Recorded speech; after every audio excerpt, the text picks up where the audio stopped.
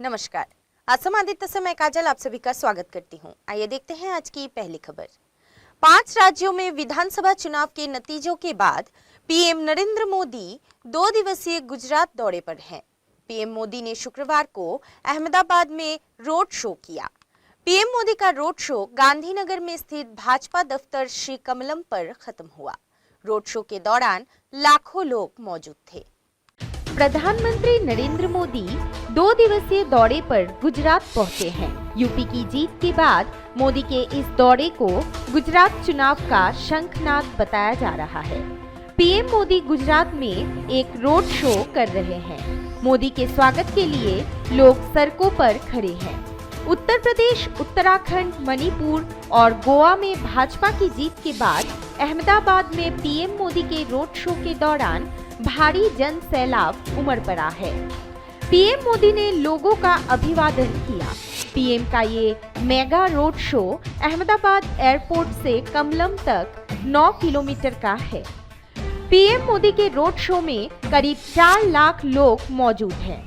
PM Modi के दौरे को लेकर अहमदाबाद में काफी तैयारियां की गई है। बीजेपी के स्टेट हेडक्वार्टर में पीएम मोदी के स्वागत के लिए एक विशाल रंगोली तैयार की गई है। ये रंगोली लोगों के आकर्षण का केंद्र बनी हुई है। अपनी 2 दिवसीय यात्रा के दौरान प्रधानमंत्री अहमदाबाद में एक खेल महाकुंभ का भी उद्घाटन करेंगे और गांधीनगर जिले में स्थित राष्ट्रीय रक्षा विश्वविद्यालय के पहले दीक्षांत समारोह को चीफ गेस्ट के तौर पर संबोधित करेंगे। News desk report, Assam Aditya. अब बढ़ते हैं अगली खबर की ओर।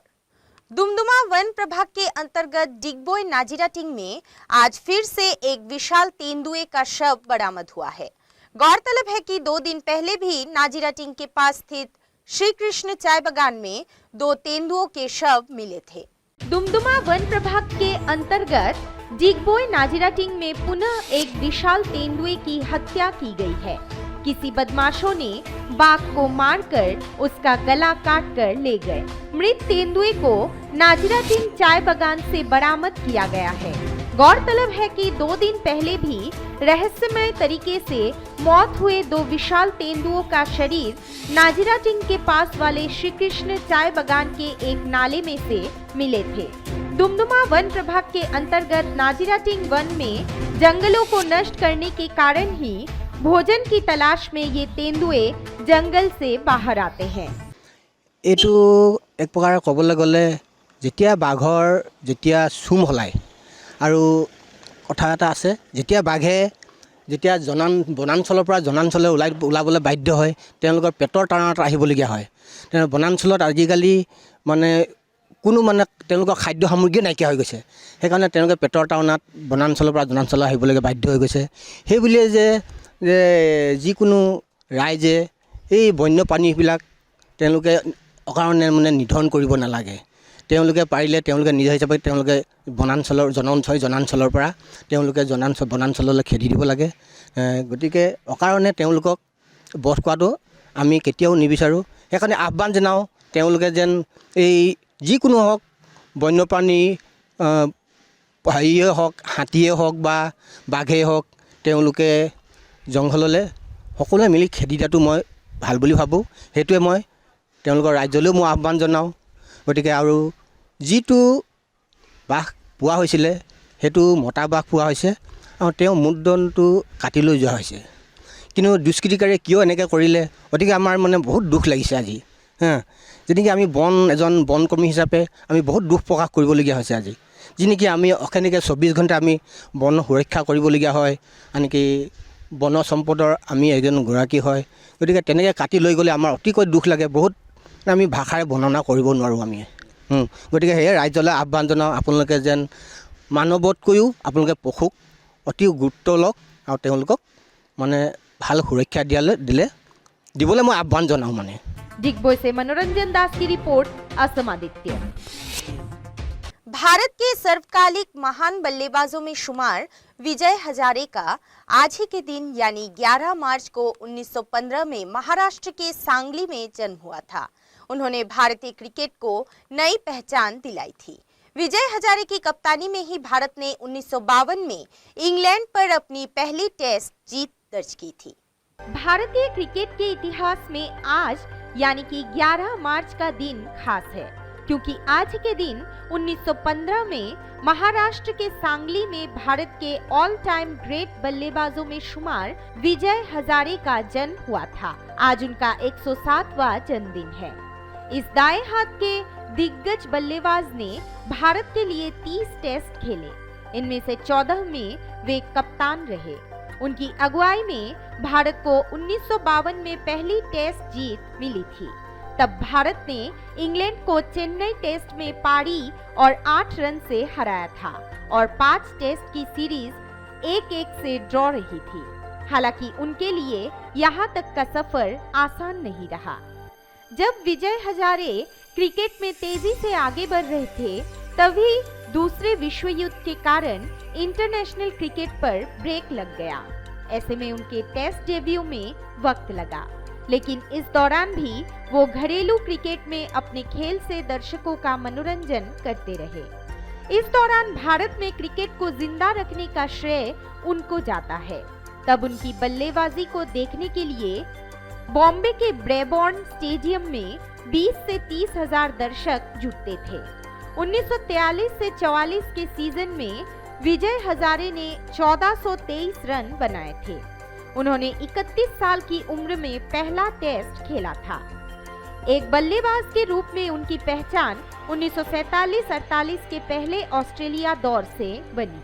तब उन्होंने एडिलेड टेस्ट की दोनों पारियों में शतक जड़ा था। इस मैच में ऑस्ट्रेलिया ने पहली पारी में 674 रन का बड़ा स्कोर खड़ा किया था। भारत ने विजय हजारे के शतक की बदौलत पहली पारी में 381 रन बनाए थे, लेकिन फॉलो ऑन खेलना पड़ा।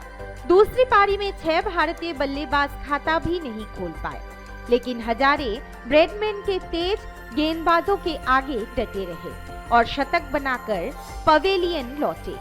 भारत ये मैच हार गया, लेकिन विजय हजारे ने बल्लेबाजी से सबको अपना मुरीद बना लिया। विजय हजारे ने अपने क्रिकेट करियर के दौरान कई यादगार उपलब्धियां हासिल की है। News desk report, Assam Aditya. आज कोलियाबड़ के शीलघाट इलाके में भीषण आग लगने की घटना संघटित हुई।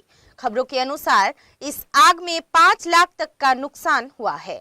कोलियाबड़ के शीलघाट इलाके में भीषण आग लगने की घटना घटी है। आज सुबह करीब 5 बजे ये भयावह आग लगी। इस आग के लगने से सुभाष दे नामक एक व्यक्ति एवं उनके बेटे के 2 आवास एवं बाइक समेत घर की सारी संपत्ति जलकर नष्ट हो गई। खबरों के अनुसार करीब 5 लाख रुपए का नुकसान भी हुआ है। फायर ब्रिगेड की 3 गाड़ियों ने आकर आग पर काबू पाया। फिलहाल अभी तक ये आग कैसे लगी इसका पता नहीं चल पाया है। प्राय 5:30 মানত আমি কলটো পাওঁ। কলটো পোৱাৰ লগে লগে আমাৰ মোটামুটি 3খন গাড়ী আহে, এখন আমবাগানৰ পৰা, 2খন কলিয়াবৰৰ পৰা। তাৰপিছত আপোনাৰ আহিয়ে দেখোঁ ঘৰটো দপদপকৈ জ্বলি আছে। আহি আমাৰ মানুহে যিটো নুমালে, তথাপিতো যথেষ্টখিনি লোকচান হৈছে। প্ৰায় 5 লাখ টকাৰ সম্পত্তি জ্বলিছে আৰু আমি মোটামুটি 20 লাখমান টকাৰ সম্পত্তি ছেভ কৰিব পাৰিছোঁ বাৰু। 20 লাখ টকাৰ প্ৰপাৰ্টি আছিলে বুলি কৈছে তেখেতসকলে, মালিকে কোৱা মতে। এতিয়া জুই নুমালে আৰু এতিয়া আমি যাব লৈছোঁ। কি জ্বলিছে? 2খন বাইক জ্বলিলে আৰু ভিতৰৰ আপোনাৰ ধৰক বিচনা, খিৰিকী, টিভি এনেকুৱা কিবি জ্বলিছে, দুটা বস্তু। মানুহৰ কিবা ক্ষয়ক্ষতি সামগ্ৰী? মানুহৰ ক্ষতি হোৱা নাই, এতিয়া মানে কাৰণটোহে উলিয়াব পৰা নাই, কিয় জ্বলিলে বা কেনেকৈ জ্বলিলে উলিয়াব পৰা নাই।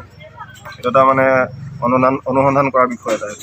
कोलियाबड़ से पार्थ प्रतिम हजरिका की रिपोर्ट, असम आदित्य। और अब समय है देश दुनिया के इतिहास में आज यानी कि 11 मार्च की तारीख पर दर्ज अन्य महत्वपूर्ण घटनाओं के बारे में बताने की। आज के दिन सन 1881 में कलकत्ता टाउन हॉल में रामनाथ टैगोर की प्रतिमा लगाई गई थी। ये पहला मौका था जब किसी भारतीय की प्रतिमा को सार्वजनिक स्थल पर स्थापित किया गया था। 1948 में देश के प्रथम पोत जल उषा का विशाखापट्टनम से जलावतरण किया गया था। इसे उस समय की तमाम उपलब्ध आधुनिक प्रणालियों से लैस किया गया था। 1985 में मिखाइल गोर्बाचेव सोवियत संघ के सर्वोच्च नेता बने थे। 1996 में सैटेनिक वर्सेस के लेखक सलमान रुश्दी के खिलाफ फतवा को ईरान ने वापस लिया था। 1999 में इंफोसिस कंपनी पहली भारतीय कंपनी है जो नस्डैक अंतर्राष्ट्रीय स्टॉक एक्सचेंज की सूची में आई। 2001 में संयुक्त राष्ट्र महासचिव कोफी अन्नान का एशिया के 4 देशों की यात्रा पाकिस्तान से प्रारंभ हुआ था। 2004 में स्पेन में 3 रेलवे स्टेशनों पर हुए बम विस्फोटों में 190 लोग मारे गए थे तथा 1200 लोग घायल हुए थे। 2006 में यूनानी संसद ने दाह संस्कार को अनुमति देने वाले कानून को बहुमत से पारित किया था।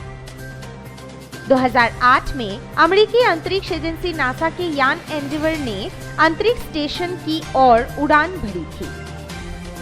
2011 में भारतीय रक्षा वैज्ञानिकों ने उड़ीसा के समुद्र तट पर 350 किलोमीटर दूर तक मार करने वाली धनुष और पृथ्वी मिसाइलों का सफल परीक्षण किया था। आज ही के दिन सन 2011 में जापान में प्रशांत तट पर तोहोकू के पास समुद्र में रिक्टर पैमाने पर 9 तीव्रता के भीषण भूकंप के बाद सुनामी ने भयंकर तबाही मचाई और 15,000 से ज्यादा लोगों की मौत के साथ ही भारी नुकसान हुआ था।